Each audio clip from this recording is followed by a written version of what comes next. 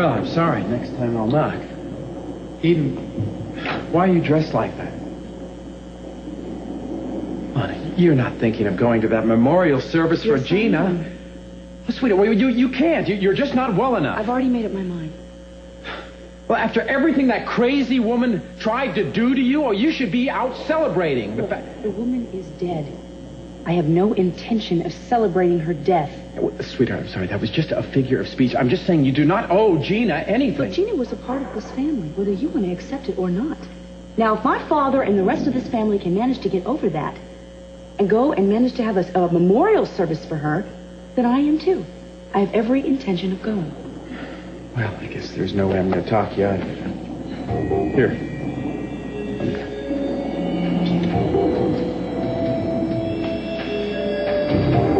I do wish you weren't doing it, sweetheart. It's a big mistake.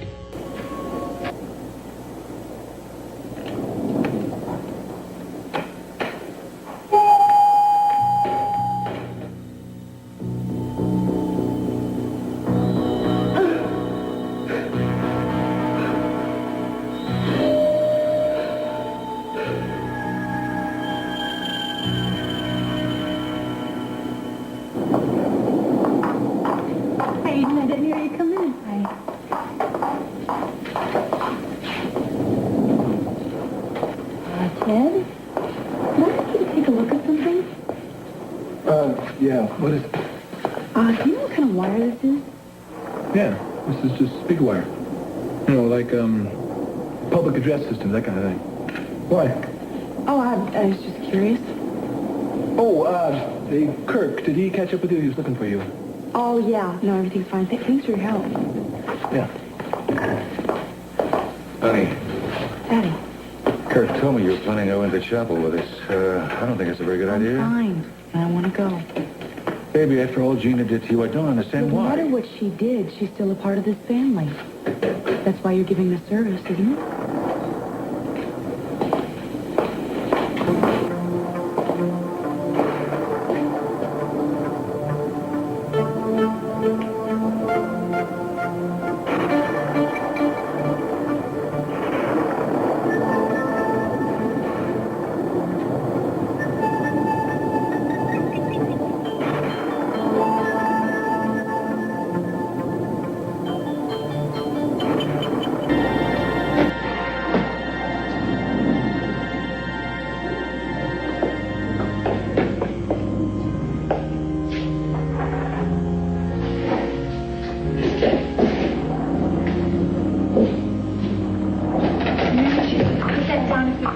I got the strength of 10 men. I just wish it was an octopus. Let me help you with that. No thanks, Padre. Hey, please.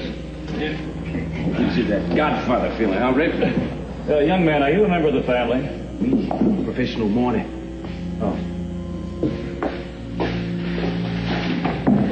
I've just been working on a list of Gina's good qualities. What have you been able to come up with? Well, I never actually saw her pull the wings off flies. I don't believe this. I mean, can't you guys think of something good to say about her? Anyone?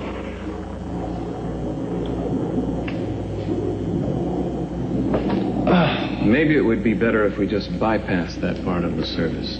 I think I'll talk to the minister. Earl, I meant to tell you how nice you look in your uniform. Yeah, well, don't get too used to it. I don't know how long I can stick life with the idle rich. Well, then why did you accept this job? Temporary financial embarrassment. I thought you said that you saved your money. Well, it was another consideration. I figure I can get a lot of material from this gig, you know? Material?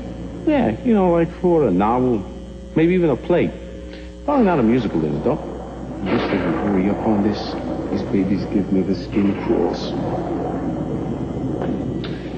Haley, I think it's really neat that you're here. I mean, you hardly knew her. Well, I think people misjudged you. Oh, I don't think so, Haley. I don't think that's likely at all. Gina always made her views crystal clear. She didn't leave a lot of room for misunderstanding. Oh, but Mr. Capwell, honesty is a virtue. Yes, but Gina didn't stop there. Excuse me. Well, I don't care what anybody says. I know I'm not going to miss Gina. Not one bit. I suppose that sounds terrible, I know. But Eden, the only reason I'm here today is because I know it's going to be good for this family. This is the end of a long nightmare in our lives. I know you feel that way. Maybe. And I'm sure Kirk must, too. What, is he staying home alone instead of coming here and being a hypocrite? Is that what we're being? Maybe. Well, no. I guess when it comes down to it, I just feel like I have to be here. And I'm surprised at you. Why? Eden, you, of all people, have no reason to feel an obligation to Gina's memory. No, maybe Kirk was right. Maybe we were too hard on her. The woman tried to kill you, Eden. Don't tell me you've forgotten that. No. No, I haven't.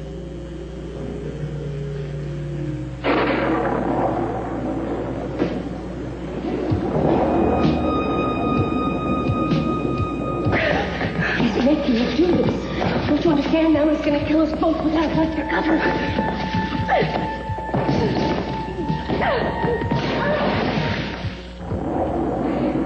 Reverend, I think that due to the weather, we should expedite things and bypass the reminiscing, don't you? I guess nobody had anything nice to say about Gina. If you'll all take your seats, we will begin with a shortened version of our service. Excuse me. I may not have known Mrs. Capwell as well as you all, but she did love her son. I think that's a good quality. Well, I think your young employee has a point, Dad. Maybe we can do this with a little style after all. Why don't we get started? Reverend, I think I may have an answer to your eulogy problem.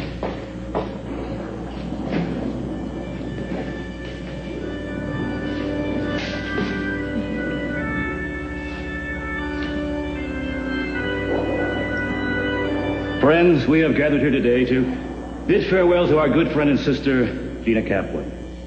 We ask God to look upon her with mercy, even as we remember her in the privacy of our hearts. O Lord, in the midst of life we are in debt. Merciful God, you have seen fit to take your servant Gina from us, but we do not question your mysterious plan.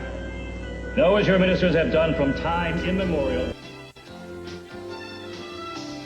Friends, at this point in the memorial service, it's customary for family members to share their special memories of the deceased with us.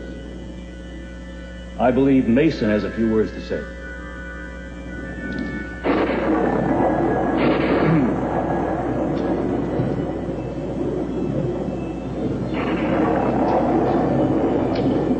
Give me your love for a day, a night, an hour. The wages of sin are death, and I am willing to pay. Truly a fitting epitaph for Gina Blake DeMott Capwell. For what did she really want in life except love? Now, it's true she went looking for it in all the wrong places, but who are we to judge? Let he who is among us without sin cast the first stone. No, we're not here to even old scores. We're here to pay tribute to one of the best foes the Capwell family ever had. Yeah, it's true, I have come not to bury Gina, but to praise her. But think how dull and saccharine our lives would have been without Gina. Phrase, never a dull moment, could have been invented with Gina in mind. In her own unintentional way, she did the Capwell family a great service. She gave us a chance to take our own measure. She made us stronger. She united us against her. She was a determined lady, but she didn't always get her own way. As Haley so eloquently put it, Brandon was Gina's real cause. When she lost him, she lost everything. But those of us who knew Gina know that she was reluctant to show her sympathetic side. I do remember one day, though, when Gina hardly seemed like Gina at all. We had been out riding, and we stopped to give the horses a drink, and Gina was very quiet. She was just watching. And then she said the most extraordinary thing. She said it wasn't right to ride horses.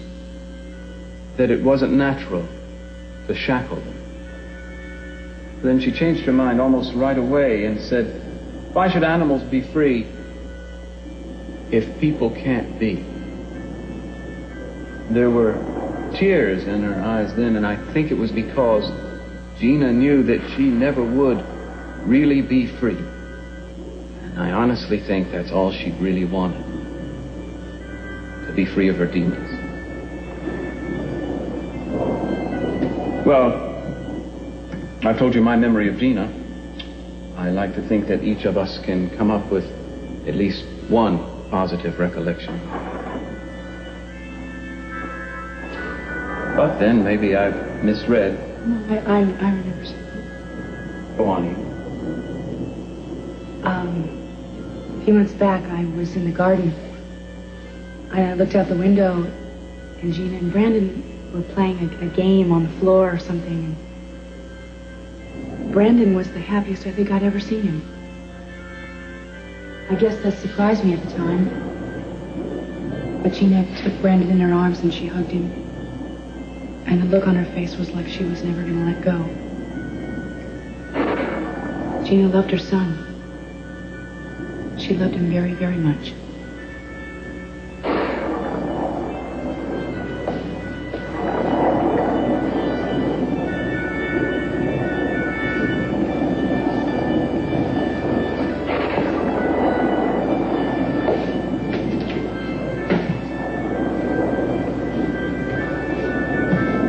Family was very important to Gina. I didn't realize how important it was until just before we agreed to be married. And the day before we got married, I remember waking up in the middle of the night about 3 in the morning, and I came downstairs and I found Gina polishing silver. Every last stick of silver. Told her to leave it for Rosa, but she wouldn't hear of it. She had never had such fine things, and she really wanted to enjoy it. I'd like to remember Gina as she was that night. Happy, excited in a new life. Perhaps in another time, another place, our marriage would have been different. If Gina had been different, I'd have been different.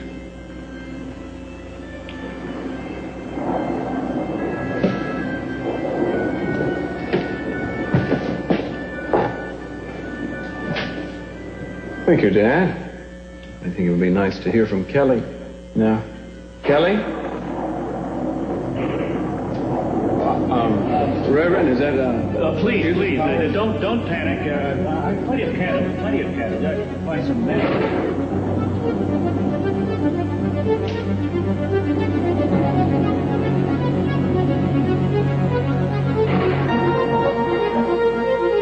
Kelly? I wish I knew who that was. This woman that was sitting right back here when the lights went off, she took off. Well, you didn't recognize her? No, and I know I'm being nosy, but I was dying to know who else would be here besides us for Gina. Well, it's probably just one of those people that go to funerals and weddings. You know the type. Yeah, you're probably right. You know, nights like this, I mean, you're coming in off the street. Yeah. Were you scared? Just for a minute. It's rather ironic how the lights go out during her. Excuse me. Do you know if there's a Kelly Perkins here? I've got a message for her. Yeah, Kelly's right over there. I don't know. Hey, ladies. For you. Who gave this to you? I can't tell. And I can't tell where we're going either. And I can't hang around here very long. Kelly? What's going on? Kelly? Please, if you'll all just take your seats, we can continue.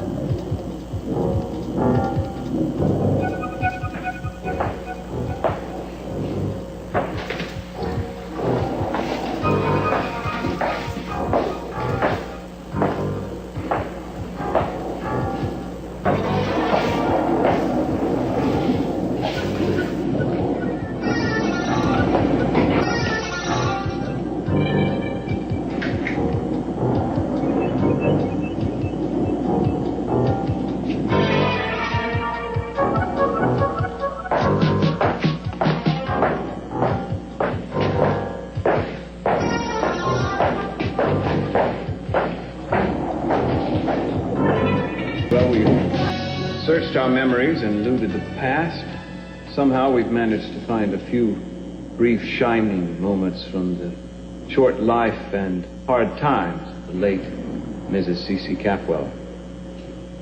Gina, we hardly knew ye.